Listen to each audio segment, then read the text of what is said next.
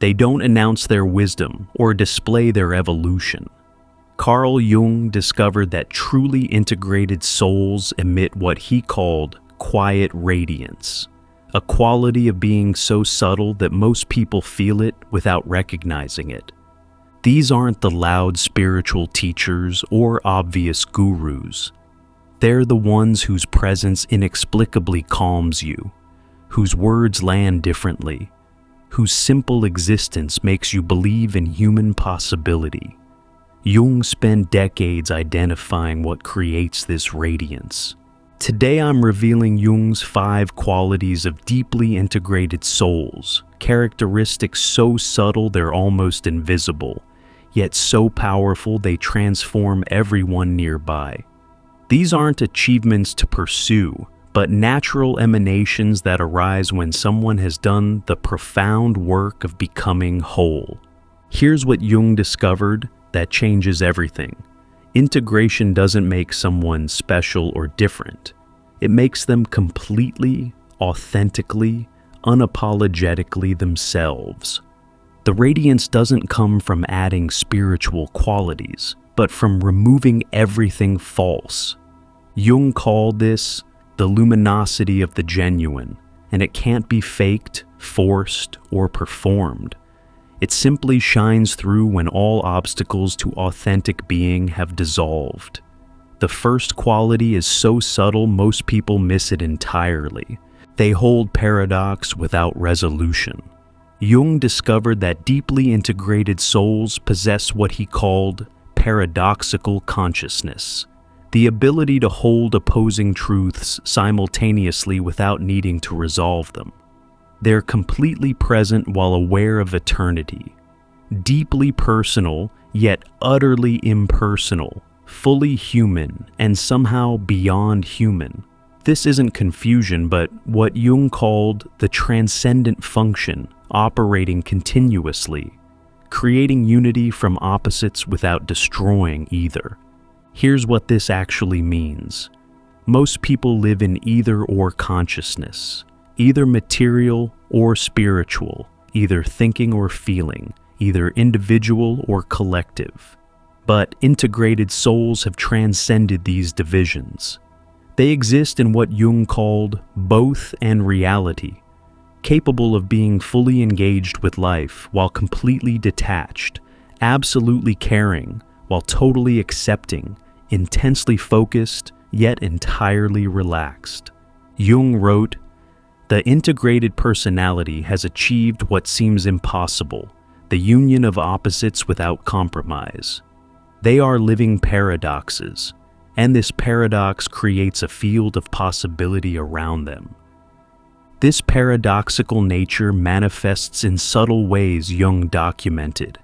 They can discuss the deepest spiritual truths while fixing a broken chair, seeing no hierarchy between transcendent and mundane. They express strong opinions while holding them lightly, passionate without attachment. They love deeply while remaining free, commit fully while staying fluid. Every interaction with them contains these living contradictions that somehow make perfect sense.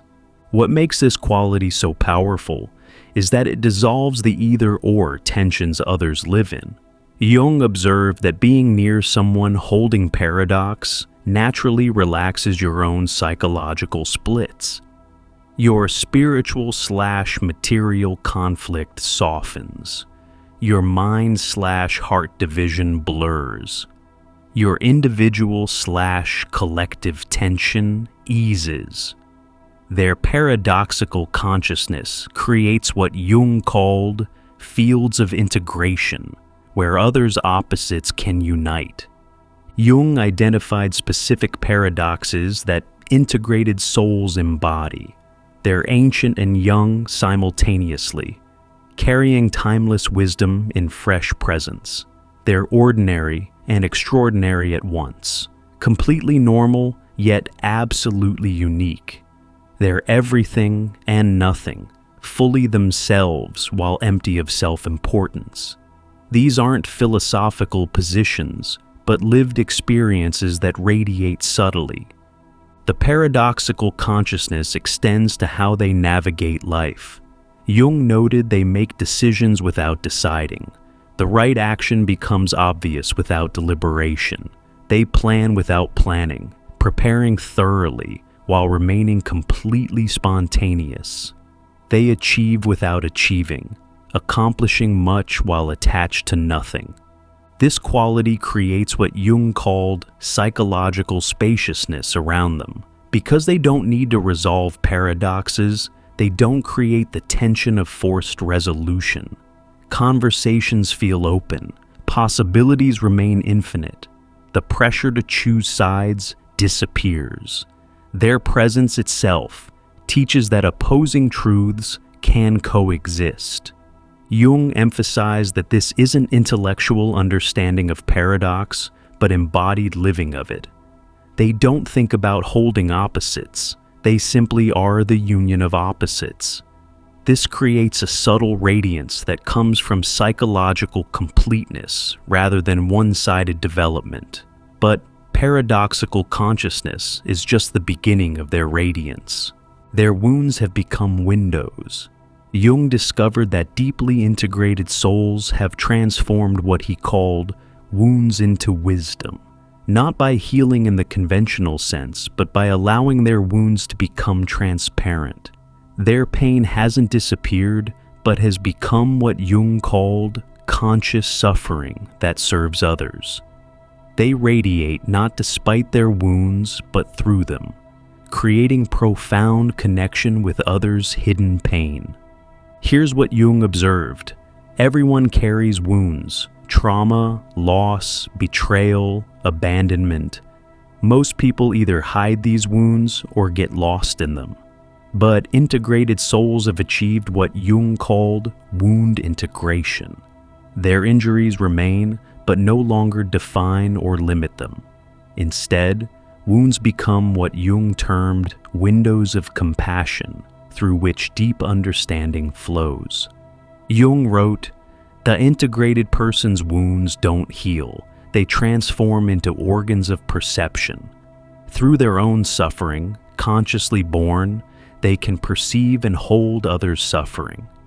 This wound transformation manifests in remarkable ways Jung documented. They can discuss their deepest pain without victim energy, sharing trauma as simple fact rather than identity. They acknowledge their wounds when relevant, but don't lead with them. Their scars are visible, but not displayed. This creates what Jung called transparent vulnerability, openness without exhibition. What makes this quality so powerful is how it affects others. Jung observed that integrated souls' conscious relationship with wounding gives others permission to acknowledge their own wounds. But more than permission, it provides a template. Seeing someone who's been deeply hurt yet isn't defined by hurt shows others that wounds don't have to be either hidden or dominant. Jung identified how wounds become windows in integrated souls. Their abandonment wound becomes ability to recognize others' abandonment without words. Their betrayal experience becomes capacity to hold others' trust issues without judgment. Their loss becomes presence for others' grief. Each wound becomes specialized perception that serves collective healing. This creates what Jung called the wounded healer effect. Not someone who heals others from their wounds, but someone whose integrated wounds create healing space. They don't fix others' pain, but demonstrate that pain can be carried consciously. They don't remove suffering, but show that suffering can be meaningful. The transparency of integrated wounds also means they can't be hurt in the same ways anymore. Jung noted that once a wound is fully conscious and integrated, it loses its power to re-traumatize. Someone can touch their wound areas without triggering defensive reactions. This creates extraordinary emotional safety for others who fear their own wounds will be triggered.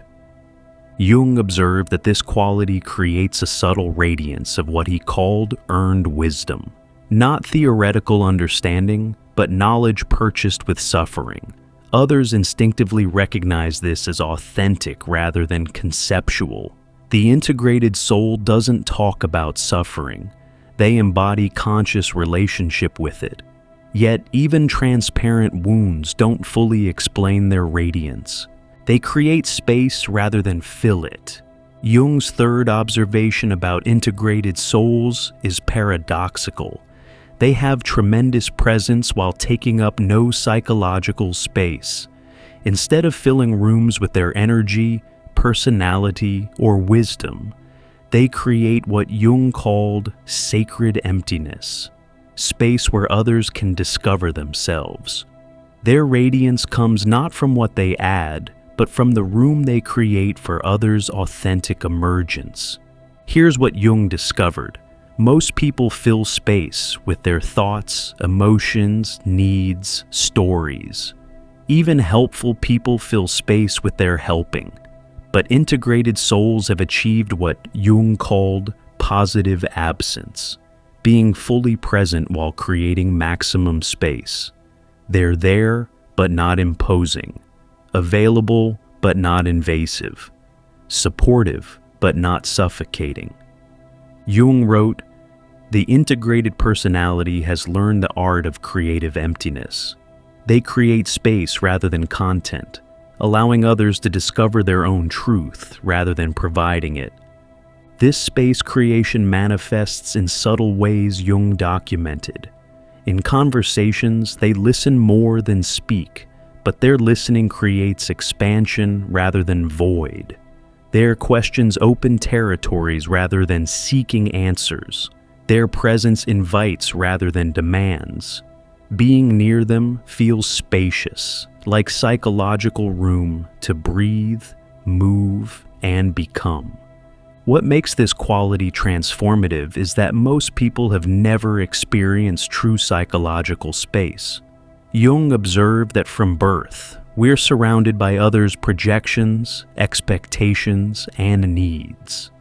Parents fill our space with their unlived lives. Society fills it with collective demands. Relationships fill it with mutual projections.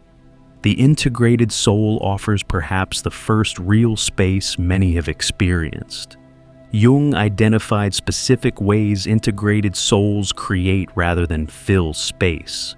They withdraw projections, seeing others as they are rather than through personal filters.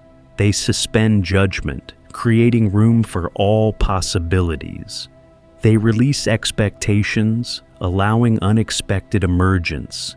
They offer what Jung called empty presence, being there without agenda. This space creation extends to emotional and energetic dimensions. Jung noted that integrated souls don't leak their emotional states into shared space. Their sadness doesn't make rooms heavy. Their joy doesn't demand participation. Their peace doesn't impose itself. They contain their states while remaining open, creating what Jung called clean space for others' authentic feelings. The space they create has a specific quality Jung called pregnant emptiness, not vacant, but full of potential. Like a womb or garden bed, it's empty in a way that invites growth. Others find themselves saying things they've never said, thinking thoughts they've never thought, feeling feelings they've never felt. The space allows emergence of what's been waiting to emerge. Jung observed that this quality makes integrated souls natural therapists, teachers, and healers, not because they provide answers, but because they create space for answers to arise. Their emptiness is more valuable than most people's fullness. Their absence more powerful than most presence. But even this sacred space-making isn't their most subtle quality. If you're recognizing these qualities, the paradoxical consciousness, transparent wounds, space creation, you're beginning to perceive what Jung called the invisible excellence of integrated souls. These aren't obvious spiritual achievements, but subtle emanations of wholeness. Before we explore the final two qualities of integrated radiance, subscribe and hit the notification bell. Comment below if you've encountered someone with this subtle radiance and how it affected you. Your recognition helps others identify these rare souls. Now, these last two qualities reveal why Jung believed integrated souls serve evolution itself. They love without leaving themselves. Jung discovered that deeply integrated souls have achieved what he called centered love, the capacity to love profoundly while maintaining complete psychological autonomy. They don't merge, lose themselves, or need reciprocation. Their love radiates from wholeness rather than seeking completion. This isn't detachment, but what Jung called love from the self, connection that includes but transcends personal attachment. Here's what this means. Most love involves what Jung called participation mystique, unconscious merger where boundaries dissolve and people lose themselves in each other. But integrated souls love from what Jung termed conscious center. They remain completely themselves while fully embracing others.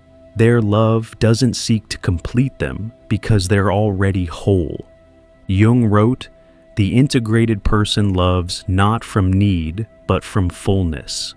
Their love is gift, not transaction. They can lose the beloved without losing themselves." This centered love manifests in extraordinary ways, Jung documented. They love without possessiveness, wanting others' happiness even if it means departure. They connect without codependence, maintaining clear boundaries while being intimately present. They care without controlling, supporting others' paths even when different from their own. This creates what Jung called liberating love, connection that frees rather than binds. What makes this quality so powerful is that it offers what Jung called unconditional positive regard, but from genuine wholeness rather than therapeutic technique. The integrated soul doesn't try to love unconditionally. They simply have no conditions because they need nothing from the other. Their love is what Jung called autonomous, self-generating rather than response-dependent. Jung identified specific aspects of centered love. They can love people exactly as they are while seeing their potential, holding both without demand for change. They love without projection, seeing others clearly rather than through filters of their own needs. They love without expectation, giving freely without tracking reciprocation. This creates profound safety for others. Jung observed that being loved by an integrated soul feels different from ordinary love. There's no subtle pressure to be different, no hidden agenda for the relationship, no unconscious bargains being made, just pure acceptance that paradoxically inspires growth more than any demand could. The centered love extends beyond personal relationships. Jung noted that integrated souls radiate what he called impersonal love, caring for existence itself. They love life without requiring it to be different. They love humanity without illusion about human nature. They love reality, including its darkness. This isn't passive acceptance, but active embrace from centered wholeness. Jung emphasized that this isn't cold or distant love. Integrated souls can be intensely passionate, deeply intimate, and profoundly connected. But their love comes from choice rather than compulsion, fullness rather than emptiness, freedom rather than need. They love because they are love, not because they seek love. Yet even centered love doesn't complete the picture of their radiance. They've become transparent to transcendence.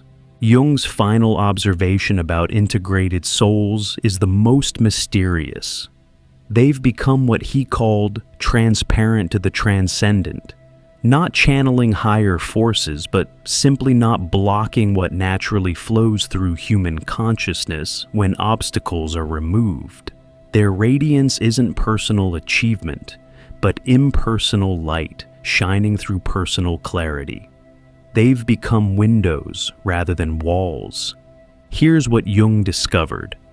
Every human consciousness is potentially connected to what he called the collective unconscious, and beyond that, to transcendent dimensions of reality. But most people are too psychologically opaque, too dense with ego, shadow, and complex for this light to shine through. Integrated souls have become transparent through the work of consciousness, allowing natural luminosity to radiate. Jung wrote, "The individuated person doesn't become the light, they become transparent to it. Their work is not to shine, but to stop blocking the radiance that wants to flow through every human soul." This transparency manifests in subtle but unmistakable ways Jung documented. There's a quality of light around them that has nothing to do with physical appearance, an inner luminosity that makes them seem lit from within. Their presence carries what Jung called numinous quality, touching something sacred without trying. They remind others of transcendent dimensions just by existing. What makes this quality so powerful is that it's completely effortless. Jung observed that integrated souls don't try to be spiritual or radiant.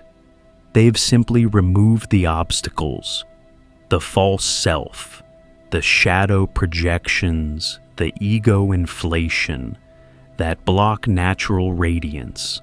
Like clean windows letting sunlight through, they allow transcendence to flow naturally.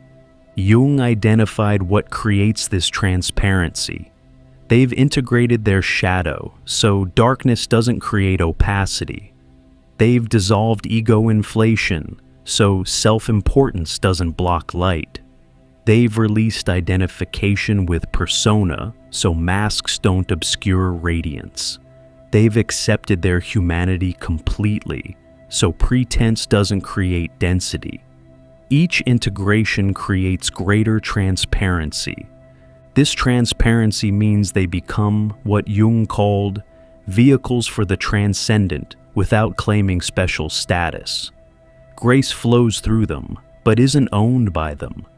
Wisdom emerges through them, but isn't possessed by them. Healing happens around them, but isn't performed by them.